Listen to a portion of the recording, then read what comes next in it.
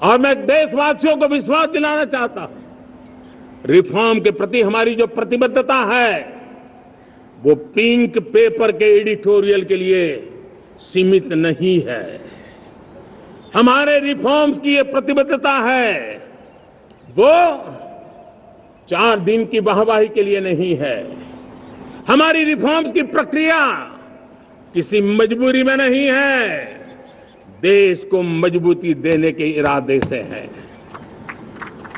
और इसलिए मैं आज कह सकता हूं, रिफॉर्म्स का हमारा मार्ग एक प्रकार से ग्रोथ की ब्लूप्रिंट बनी हुई है। ये हमारा रिफॉर्म, ये ग्रोथ, ये बदलाव, ये सिर्फ डिबेट क्लब के लिए, इंटेलेक्चुअल सोसाइटी के लिए, एक्सपर्ट लोगों के लिए सिर्फ चर्चा का विषय नहीं है। साथियों, हमने राजनीतिक मजबूरी के कारण नहीं किया है। हम जो कुछ भी कर रहे हैं वो राजनीति का भागा गुणा करके नहीं सोचते हैं। हमारा एक ही संकल्प होता है, नेशन फर्स्ट, नेशन फर्स्ट, राष्ट्र हित सुप्रीम। ये मेरा भारत महान बने, इसी संकल्प को लेकर के हम कदम उठाते हैं। साथियों, जब रिफॉर्म की बात आती है, एक लंबा परिवेश है। अगर मैं उसकी चर्चा में चला जाऊंगा तो शायद घंटों निकल जाएंगे, लेकिन मैं छोटा सा उदाहरण देना चाहता हूं। बैंकिंग क्षेत्र में जो रिफॉर्म हुआ, आप सोचिए बैंकिंग क्षेत्र का क्या हाल था। न विकास होता था, न विस्तार होता था, न विश्वास बढ़ता था। इतना ही नहीं, जिस प्रकार की कारनामे चले उसके कारण हमारे बैंक संकटों से गुजर रहे थे। हमने बैंकिंग सेक्टर को मजबूत बनाने के लिए अनेकविध रिफॉर्म्स किए और आज उसका कारण हमारी बैंक विश्व में जो इन्हीं गुनी मजबूत बैंक के हैं उसमें भारतीय बैंकों ने अपना स्थान बनाया है। और जब बैंक मजबूत होती है ना, तब फॉर्मल इकोनॉमी की ताकत भी बढ़ती है। जब बैंक की व्यवस्था बन जाती है, जब सामान्य खास करके मध्यम वर्ग के परिवार की जो रिक्वायरमेंट होती है उसको पूरा करने की सबसे बड़ी ताकत बैंकिंग सेक्टर में होती है। अगर उसको होम लोन चाहिए, उसको व्हीकल का लोन चाहिए, मेरे किसान को ट्रैक्टर के लिए लोन चाहिए, मेरे नौजवानों को स्टार्टअप के लिए लोन चाहिए, मेरे नौजवानों को कभी पढ़ने के लिए, एजुकेशन के लिए लोन चाहिए, किसी को विदेश जाने के लिए लोन चाहिए, ये सारी बातें उसे संभव होती है।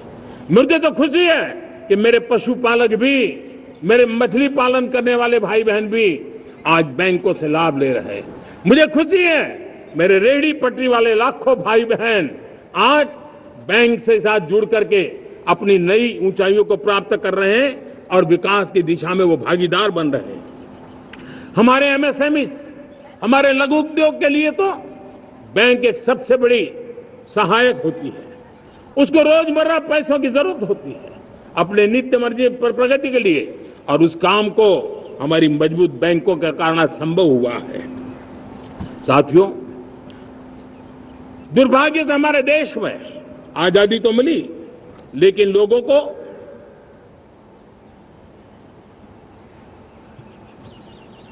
एक प्रकार से माई बाप कल्चर से गुजरना पड़ा।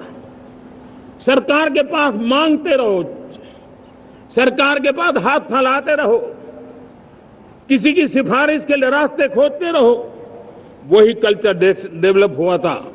आज हमने गवर्नेंस के इस मॉडल को बदला है। आज सरकार खुद लाभार्थी हितार्थी के पास जाती है। आज सरकार खुद उसके घर गैस का चूल्हा पहुंचाती है। आज सरकार खुद उसके घर पानी पहुंचाती है। आज सरकार खुद उसके घर बिजली पहुंचाती है। आज सरकार खुद उसको आर्थिक मदद दे करके विकास के नए आयामों को चर करने के लिए प्रेरित करती है, प्रोत्साहित करती है। आज सरकार खुद नौजवान के स्किल डेवलपमेंट के लिए अनेक कदम उठा रही है।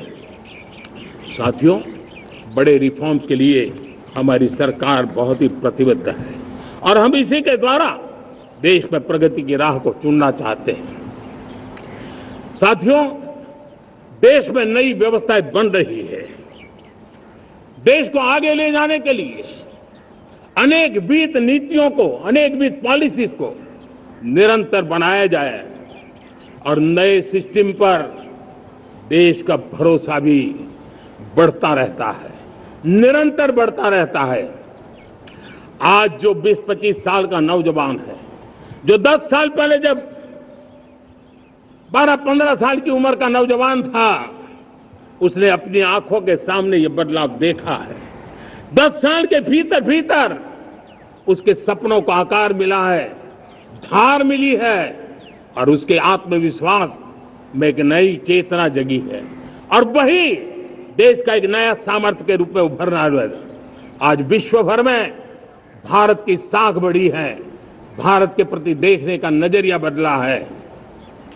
आज विश्व में युवाओं के लिए संभावनाओं के द्वार खुले हैं, रोजगार के अनगिनत नए अवसर जो शायद आजादी के इतने सालों के बाद भी नहीं आए थे, वो आज उनके दरवाजे पर दस्तक दे रहे हैं।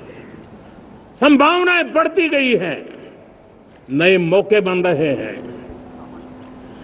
मेरे देश के युवाओं को अब धीरे धीरे चलने का इरादा नहीं है। मेरा देश का नौजवान इंक्रीमेंटल प्रगति में विश्वास नहीं करता।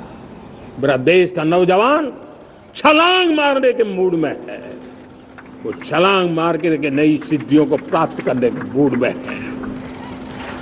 मैं कहना चाहूंगा, भारत के लिए गोल्डन एरा है। वैश्विक परिस्थितियों की तुलना में भी देखें, ये गोल्डन एरा है, ये हमारा स्वर्णिम कालखंड है। मेरे प्यारे देशवासियों, ये अवसर हमें जाने नहीं देना है, ये मौका हमें जाने नहीं देना चाहिए और इसी मौके को पकड़ करके अपने सपने और संकल्पों को लेकर के चल पड़ेंगे तो हम देश की स्वर्णिम भारत की जो अपेक्षा और हमें विकसित भारत का 2047 का लक्ष्य हम पूरा करके रहेंगे। हम सदियों की बेड़ियों को तोड़ करके निकले हैं। आज टूरिज्म का क्षेत्र हो, एमएसएमई का क्षेत्र हो, एजुकेशन हो, हेल्थ सेक्टर हो, ट्रांसपोर्ट सेक्टर हो, खेती और किसानी का सेक्टर हो, हर सेक्टर में एक नया आधुनिक सिस्टम बन रहा है। हम विश्व की बेस्ट प्रैक्टिसेस को भी आगे देख रखते हुए हम हमारे देश की परिस्थितियों के अनुसार आगे बढ़ना चाहते हैं।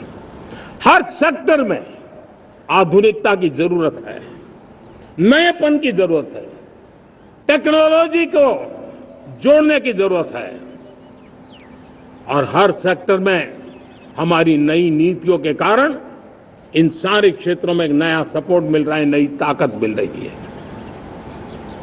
हमारे सारे अवरोध हटे। ಕನ್ನಡಿಗರ ಮೆಚ್ಚಿನ ನಿಮ್ಮ ನ್ಯೂಸ್ 18 ಕನ್ನಡ ಈಗ ವಾಟ್ಸ್ಆಪ್ನಲ್ಲಿಯೂ ಲಭ್ಯ.